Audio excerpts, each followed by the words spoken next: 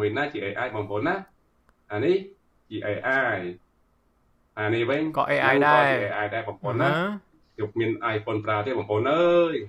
ហើយចុះឆ្មានេះវាជា AI ឬមួយក៏ជាមែនតើបងឆ្ប្អូនមានេះគឺជា អូ AI វាជាឆ្កែទេបងប្អូនណា អូខេ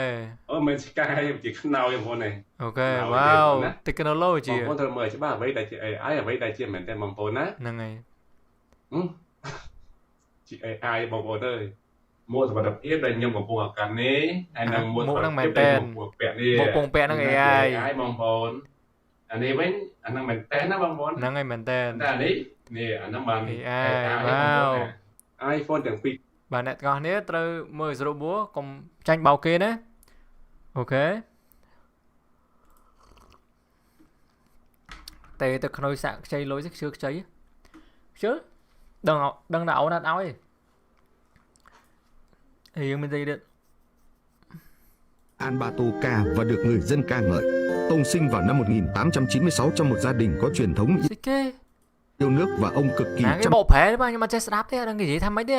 An Bá Tu Căng là người đứng đầu nhà nước An Ba Tô ca và được người dân ca bà ngợi. caption đi bà. Ông sinh vào năm 1896 Bà trong một caption gia mồi. đình có truyền thống yêu nước và ông cực kỳ Over chăm chỉ học translate. tập. Nhưng rồi đột nhiên,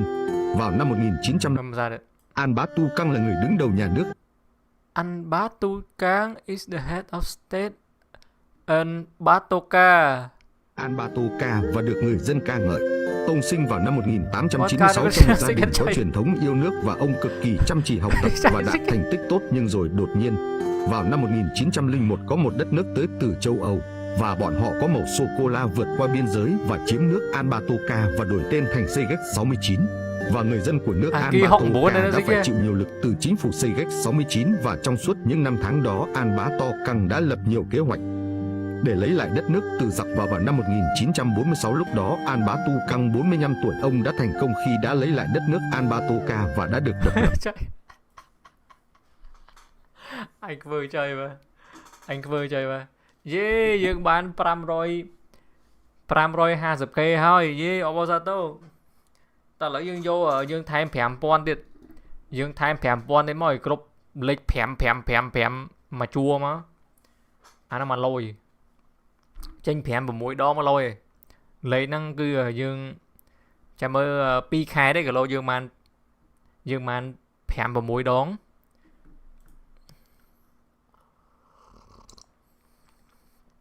មិនបានដោះអាវចេះមិនបានដោះអាវមិនទៅចេញដោះអាវវិញយើងមាន10ពីសីហា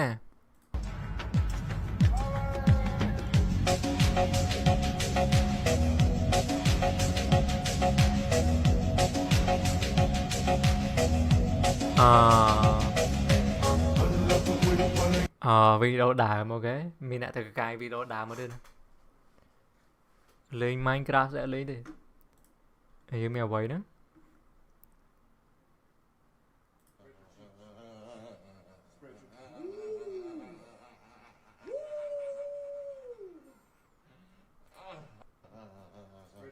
ស្អី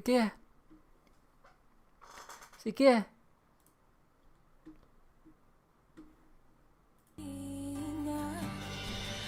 Pero di ko kaya bumitaw at bigay masasaktan dahil pangako ko'y walang iwanan. Alam kong huli. Ok